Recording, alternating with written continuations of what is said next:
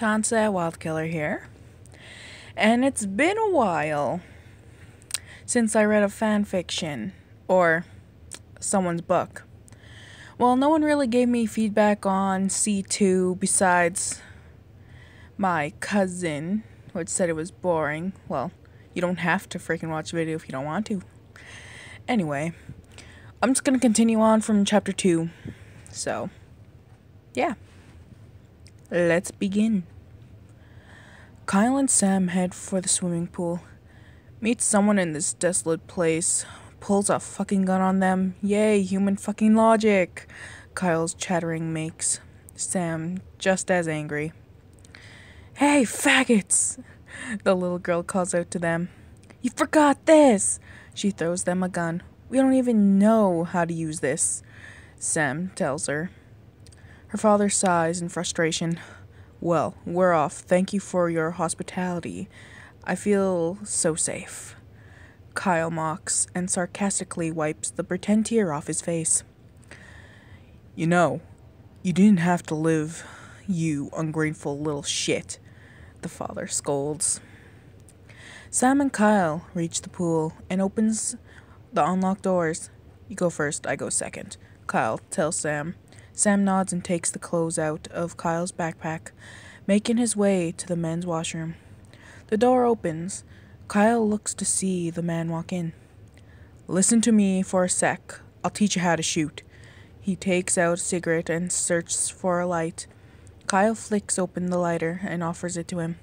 Thanks. The man takes it and lights a smoke. Okay, why? Kyle asks the man. The man slowly breathes out the smoke.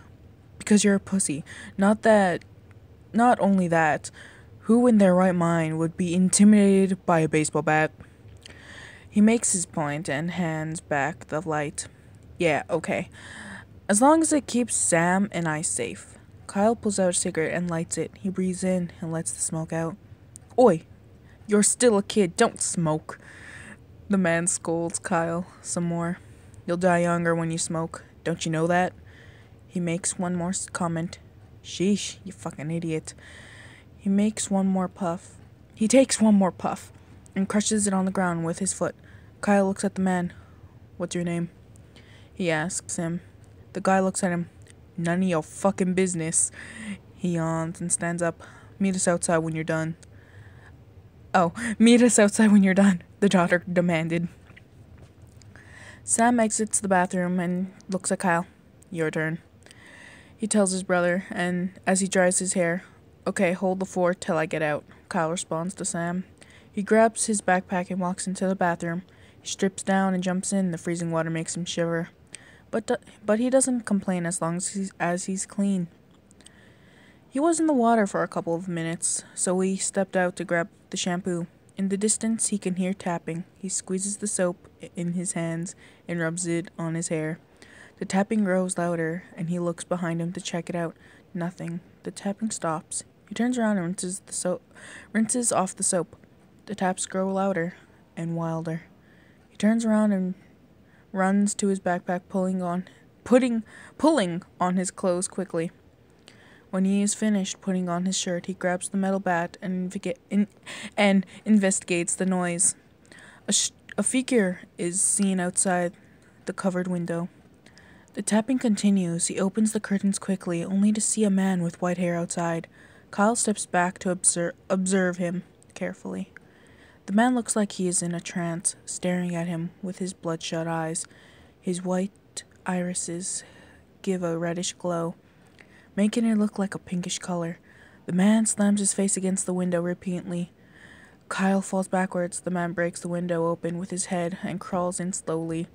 His limbs crack and bend in inhumane nature. Kyle stands up, gripping his back tightly. The man looks up at Kyle, foam dripping sloppily out of his mouth. The back of his elbows are stained with black liquid. His tongue is bitten off, leaving a trail of black blood down his chin. Kyle swings his bat at the man, and it hits him square in the jaw. Kyle can hear the popping sound it makes as it unhinges out of place. The man looks up at him and stands up on both feet. Kyle looks around to see where he can run, but just before he darts off, the man runs at him, grabbing him by the shoulder and taking a big bite, ripping off the flesh off his collarbone.